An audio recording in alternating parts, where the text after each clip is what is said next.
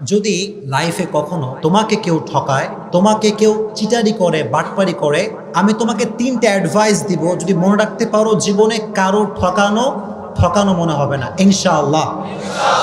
যদি লাইফে একদম আমার চোখে চোখ রাখো যুবকরা, যদি তোমার গার্লফ্রেন্ডও ঠকায়, তোমার বন্ধু ঠকায়, যেই ঠকাক না কেন, 3টা অ্যাডভাইস মনে রাখবা। যদি বলো কয়টা অ্যাডভাইস?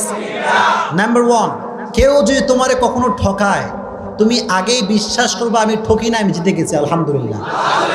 কারণ মানুষ যে মানুষকে ঠকায়, এর সবচেয়ে বড় মাধ্যম হচ্ছে মিথ্যে কথা, মিথ্যে আশ্বাস, মিথ্যে ছলনাময় ভালোবাসা। ছাকা খাইয়া যুবক বেকা হয়ে যায়, হ্যাঁ দিন যৌবন কিচ্ছু আর ভালো লাগে না।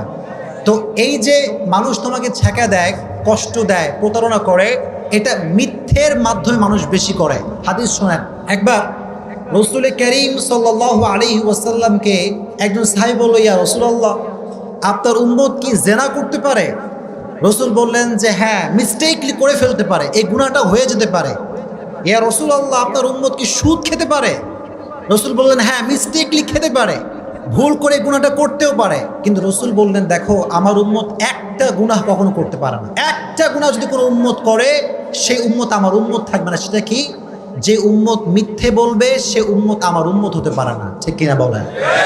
তো যে আপনার সে বাটপারি করছে, সে নবীজির উম্মত থেকে বের হয়ে গিয়েছে। আর আপনি যদি ধৈর্য ধারণ করতে পারেন, আল্লাহর উপর তাওয়াক্কুল করতে পারেন, ইন্নামা ইউওয়াফাস সাবিরুনা আজরাহুম বিগাইরি হিসাব, যে ব্যক্তি সর্ব অবস্থায় ধৈর্য ধারণ করবে, কিয়ামতের কঠিন ময়দানে আল্লাহ তাআলা তাকে বলবেন তুমি দাঁড়াও। সব মজমা বসা, হঠাৎ করে আল্লাহ বলছে তোমরা কয়েকজন দাঁড়াও। তারা ভয় পেয়ে যাবে, আল্লাহ আমাদেরকে সবার মাঝে এক্সেপশনাল কেন তারা করাচ্ছে? আল্লাহ বলবে তোমরা যদি ধৈর্য ধারণ করেছো, আজকে বিনা হিসেবে জান্নাত চলে যাবে। এত আস্তে সুবহানাল্লাহ পড়ে কেন রে? আর একটু জোরে পড়েন সুবহানাল্লাহ। তাহলে কেউ আপনার ঠকাইলে আপনি ঠকছেন না জিতছেন?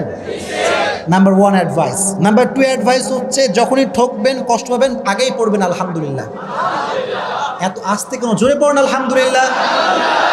কেন আলহামদুলিল্লাহ? শুনে হতাশ হবেন না। এই যে মানুষ আমাদেরকে ঠকায়, একটা উপকার হয় কি জানিস? মানুষ কি চিনতে পারে যে কোনটা ধোঁকাবাজ আর কোনটা ভালো মানুষ।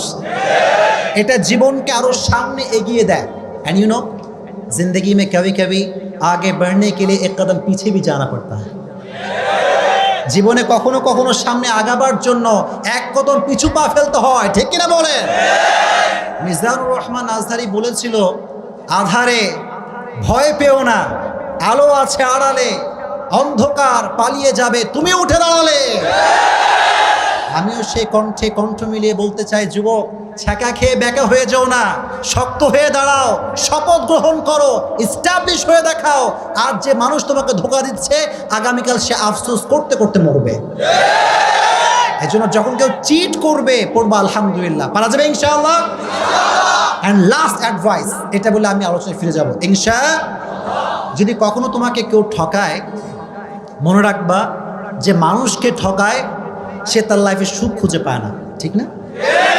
অনেকে বলে হুজুর, যে ঠকায় সে খুব ভালো থাকে, হুজুর বিন্দাস ঘুরে বেড়াচ্ছে, কোনো টেনশন নাই। আরে ভাই, he has N piece of mind, he has N piece of heart. মানুষকে যখন মানুষ কষ্ট দেয়, আল্লাহ তার মানুষের মনের যে প্রশান্তিটা কেড়ে ফেলে। এই জন্য যে আপনাকে কষ্ট দিচ্ছে, সে আসলে জিতে নাই, সে হেরে গেছে। জিতছে না হারছে? এই জন্য সবসময় যত দুঃখ আসুক, যত কষ্ট আসুক, সবসময় পড়বেন আলহামদুলিল্লাহ। কুমিল্লা মানুষের মরা কেন তুমি বুঝলাম না? পড়েন না আলহামদুলিল্লাহ।